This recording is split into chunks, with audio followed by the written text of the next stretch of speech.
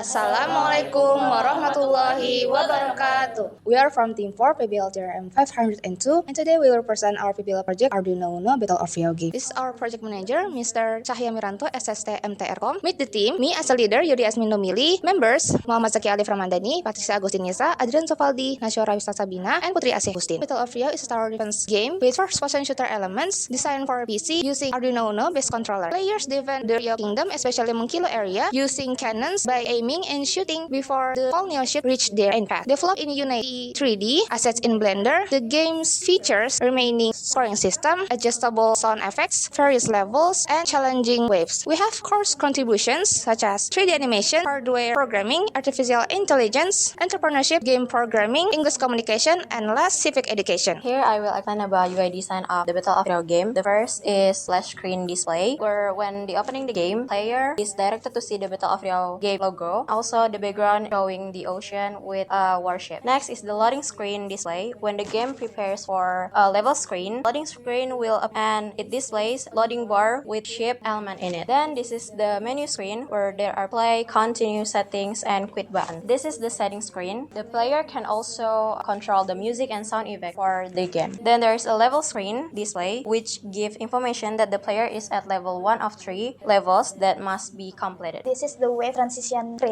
There is text indicating the current wave status, wave 2 of 2. This is the pause menu screen. Include resum, setting, back to menu, and quit. Next, this is mission complete screen. This display appears after all level finish. Next, as you can see, health up display in our gameplay screen. Visible UI elements include score, number of ships remaining, number of cannon cells, health bar for each enemy ships, and auto level and wave information, and player point and pause button. And the last one, the game over screen. There are two main buttons, try again and click. So this environment inspired by Mengkilo Island. I made this using Pro Builder and also Polybrush in Unity Editor. I also took some assets from Unity Asset Store. The next slide is also show us the environment but in close-up version. This is player POV. So in the game we have cannons that can be controlled by the player. So player just can control one cannon. The other cannon that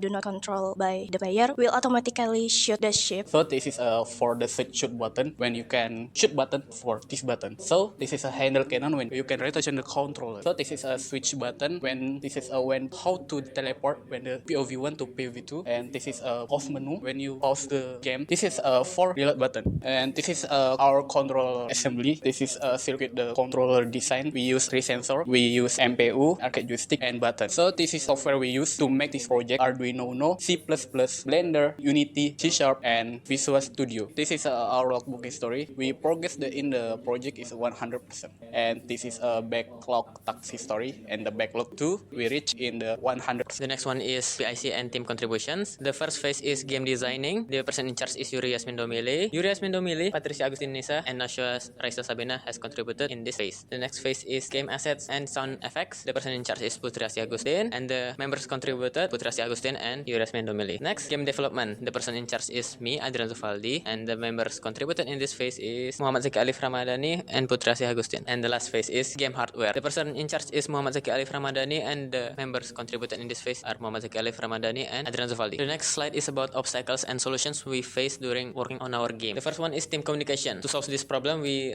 resolve misunderstandings among team members, hold meetings more frequently. The next one is implementing game features. We consult with our lecturer. We also look up for tutorials, Unity documentations, community discussions, articles, also as assistance from ChatGPT. Time management. We solve these problems by setting clear goals with deadlines, prioritize tasks, and assign responsibilities based on skill levels. The fourth one is game bugs. Isolate. We solve this problem by isolating the problem, refactoring the codes, look up for online tutorials, community discussions, and ask for assistance from ChatGPT. The last one is controller casing installation. We consult with hardware lecturer to optimize the process. The next one is the project outputs. In this semester, the first one is the PBL product, which is the game, and then we also produce PBL final report, annual book, demo video, poster, intellectual property right, BASD, and the last one is presentation video. Documentations when we are doing our project is when we are trying to assemble our game controller. On the top right of the screen is when we are consulting with our lecturer. The bottom left image is looking up tutorials. Bottom right image is also looking for tutorials to assemble our game controller. Okay, that's all from us.